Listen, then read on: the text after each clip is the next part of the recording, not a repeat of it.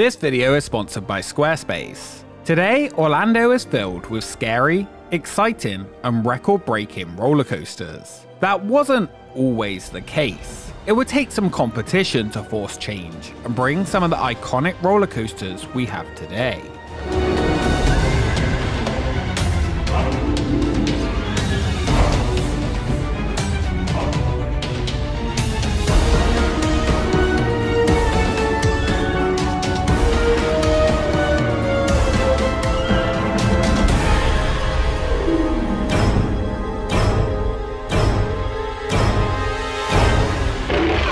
Kraken's on the loose, and SeaWorld will never be the same.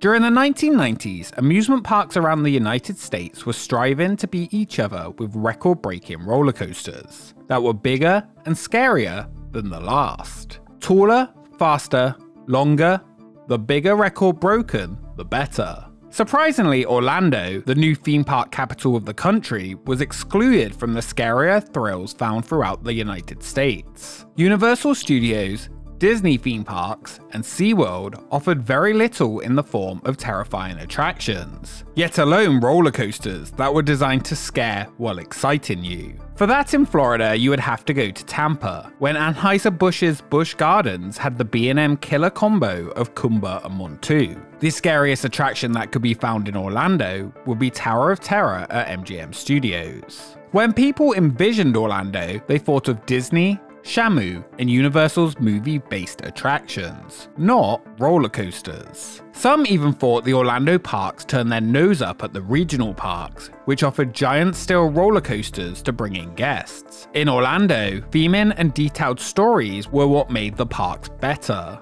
with Disney stating multiple times that people didn't just want rides plonked in a parking lot, they wanted more than that. That would change extremely quickly. In 1993, when Universal Studios Florida announced plans to build a second theme park in Orlando.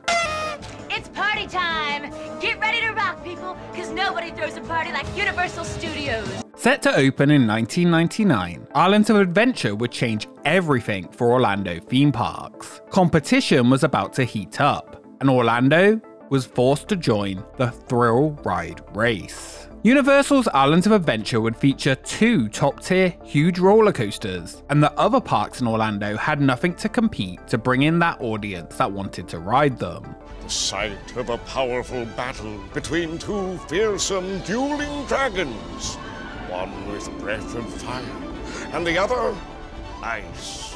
A new fully themed park, which catered to all ages, would be a threat to their business. In 1998, SeaWorld Orlando would test the waters, opening Journey to Atlantis, a themed water coaster. In 1999, when Islands of Adventure opened, Disney aimed to compete with Test Track and Rock and Roller Coaster following shortly after, which gave bigger thrills that the Disney parks had never seen before. Anheuser-Busch, owners of SeaWorld, would take what they had learned from the opening of Kumba and Montu and bring it to Orlando, going bigger than they ever had before. Roller Coaster Track was coming to Orlando at a rate never seen before. On May 5th, 1999, just a couple of weeks before Islands of Adventure would officially open, SeaWorld Orlando would unveil plans for its new roller coaster to open in spring 2000.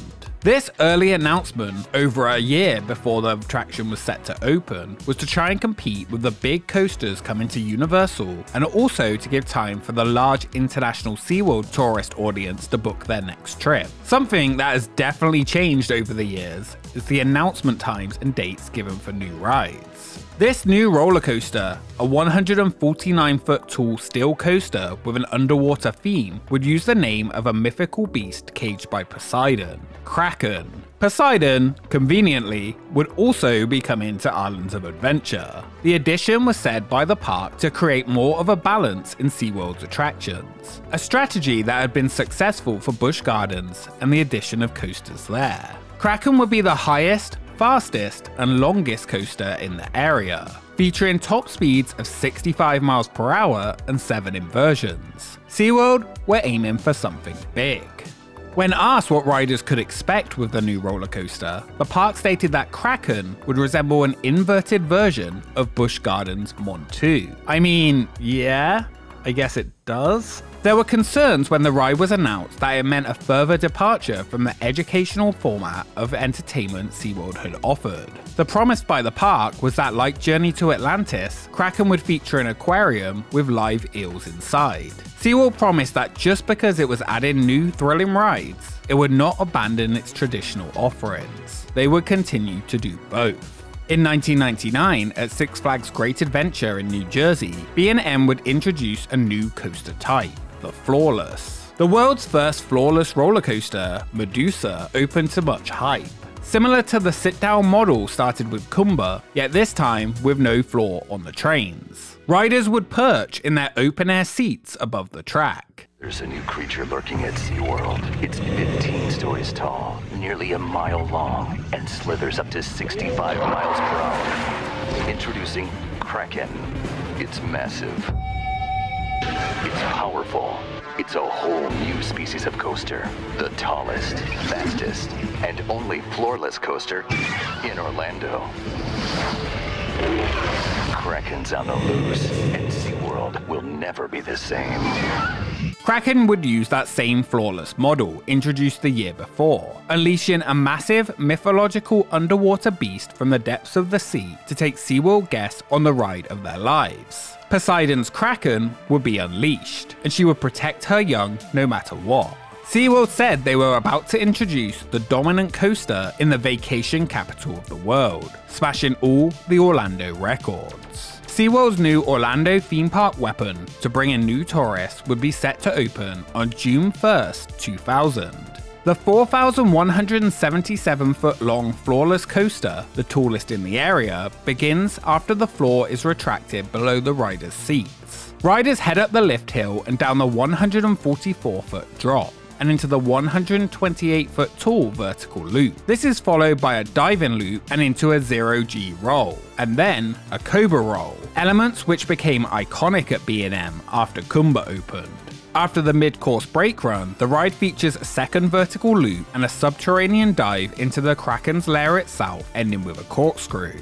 The official height of the coaster, stated in press releases and newspapers at the time of opening, was that it was 149 feet tall, calling it the tallest roller coaster in Orlando. Later, reports list the height as 153 feet tall. While you might think this difference doesn't really matter, the 4 feet either made it the tallest roller coaster in Florida at the time, or the second, with Montu standing at 150 feet tall. Today, SeaWorld advertises it on their own website as over 150 feet, and the FAA records for the ride list it as 152 feet tall. So depending on which one is correct, Kraken was the tallest in Orlando for sure, but it might have been the tallest in Florida, and if not, it was second. Much of the talk tying it into the seas theming of the park was around the water section, meant to represent diving under the water into the Kraken's lair, making the ride more than just your usual roller coaster. As the ride dives under the water, jets would spray water on those observing the attraction.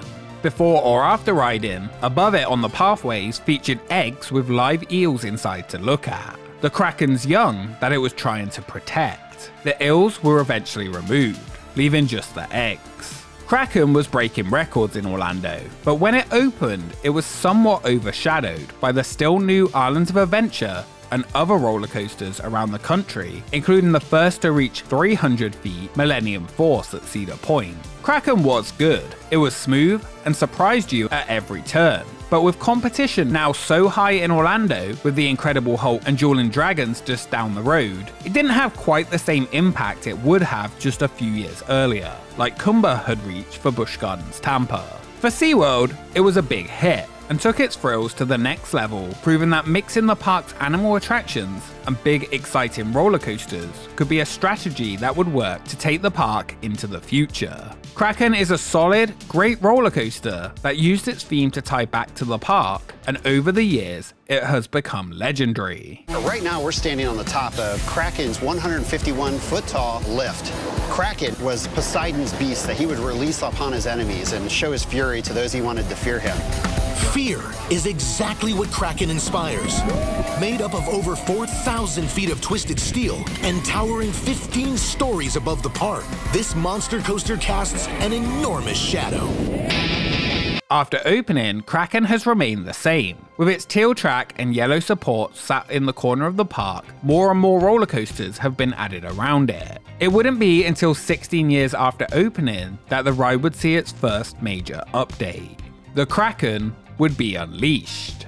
In October 2016, SeaWorld announced the latest fad in roller coasters would come to Kraken, Florida's first virtual reality coaster. The ride would close for a refurbishment, and headsets would be added to the trains for this new experience. Featuring an original orchestra score for the ride, along with new area music, Kraken Unleashed opened on June 16, 2017, 17 years after the ride opened, with a brand new entrance and the eeliness of the ride removed. The new virtual reality edition would change the Kraken of the ride to a different species, and the original theme of the ride would be removed. The old big blue eel-looking figure out front of the ride was demolished to match this VR version seen on the ride, as the Kraken would now be based on a squid. The ride's queue would be rethemed to represent a sea base off the shore of an island, and you would be there taking a submarine to explore. The VR video itself would take place in that submarine, where you would go in to find geological formations under the sea. The footage for the new edition was created by Figment Productions, a British company who have worked on VR and CGI for attractions such as Derren Brown's Ghost Train, Black Mirror Labyrinth, and Galactica. The ride footage was actually pretty good, and creating something that would work on the 65 mph roller coaster is not the easiest task. SeaWorld Orlando had chosen to do this for Kraken due to what was seen as the success of Galactica roller coaster at Alton Towers, which didn't last long, but yet brought back interest to the older roller coaster. In fact, nearly all of the attractions that had VR added by the company, they have now been removed. Due to the variation of speeds on a roller coaster, due to weight, winds, temperature, etc., Figment Productions had to create a custom playback system that could vary the playback speed of the VR content and react to the changing conditions of the ride. The ride footage had to be created at a minimum of 60 FPS to maintain smooth playback. The film also had to be created to cater for each row of the train, as it experienced the turns at different times. Using SeaWorld's brief of an underwater adventure with a Kraken, the film footage camera movements had to mimic that of the Kraken track. So to start, the team began with the ride itself. They travelled from England to Orlando with their in-house equipment. Sensors, accelerometers, and gyroscopes were attached to the ride to extract a digital path for the film. Every evening after the park closed, Figment Productions were granted access to the ride, where they would spend hours riding with development kits to experiment on what did and didn't work for the on-ride VR experience, and over the weeks got an understanding of what could work before returning to the UK to produce the content. It wasn't really the ride footage that would become the problem. As for the experience, the optional VR headset would be attached to every seat on the train. After placing your headset on yourself, riders had to adjust the mask to make the image clear and then hope it was synced up correctly with the ride. SeaWorld would try and add the VR to the ride to enhance the story, but overall, the experience was terrible. It made the ride much rougher not being able to brace for what was coming. The headset barely stayed on throughout the inversions, and half the time you had to hold it in place. The other half, it did not sync up correctly. The new score and the footage was actually nice, but the money spent on updating the attraction was perhaps one of the biggest wastes in the park history. Well, one of them at least. The only way to keep the headset in place was to tighten it before you left the station so much that it hurt. The loading for the VR on the trains greatly increased dispatch times, and the updated ride now took forever to wait for. After riding multiple VR additions to coasters, it's a phase of coasters that I hope never returns. Kraken Unleashed lasted until early 2018, less than a year before the headsets were removed due to technical issues. They did return shortly after, until Kraken was leashed again and the headsets were removed permanently during the summer. The park stated it was due to poor guest reviews and long wait times. While the money for the addition was certainly a waste, at least some of the areas of Kraken now look freshened up, looking brighter than it had for years, even if the VR experience did not work. Kraken kept its new theme and returned to the original normal operation with no VR. Eventually, the Unleashed section on the sign was removed. In 2022, Kraken received its latest update with a new color scheme, a darker green track, and supports. With so many coasters in the park with light blue, including the new pipeline, it makes the bright, vivid green track stand out, even if it does look a little bit similar to the Hulk now. It's hard, just as with Kumba, to not think about the future of the ride as it gets on in years. But it is important before then to look back at how SeaWorld's first major roller coaster began, the legacy it has had, and the parallels to Orlando theme parks now. Kraken is 100% an iconic roller coaster. After all these years, Kraken is still a cracking ride. In 1999, Orlando was gearing up for a theme park showdown, opening bigger and more thrilling rides and roller coasters to combat the threat of Islands of Adventure. The super-themed new park that had a little of something for everyone, including the forgotten thrill lover in Orlando. This new park forced Universal's competition to add more, that would continue for many years after the addition of Orlando's first thrilling roller coasters. What started with Journey to Atlantis and Kraken, Rock and Roller Coaster, and so many more rides that followed, changed the Orlando theme park industry forever. And today, Orlando and Central Florida is one of the best places in the whole world to go for top-tier roller coasters. The looming competition of an ultra-themed immersive theme park paved the way for Kraken. Kraken paved the way for Manta, Mako, and more, turning SeaWorld into the coaster capital of Orlando we have now. It showed that SeaWorld can successfully mix educational exhibits and giant rides to bring success. On the 25th anniversary of Kraken in 2 years, in 2025, Universal will open another ultra-themed immersive theme park with Epic Universe. And while that is incredibly exciting by itself, if what we got at any of the other parks when Islands of Adventure opened is any indication of the future, Orlando theme parks have never been more exciting for everyone, and the next decade could see the Orlando parks evolve once again.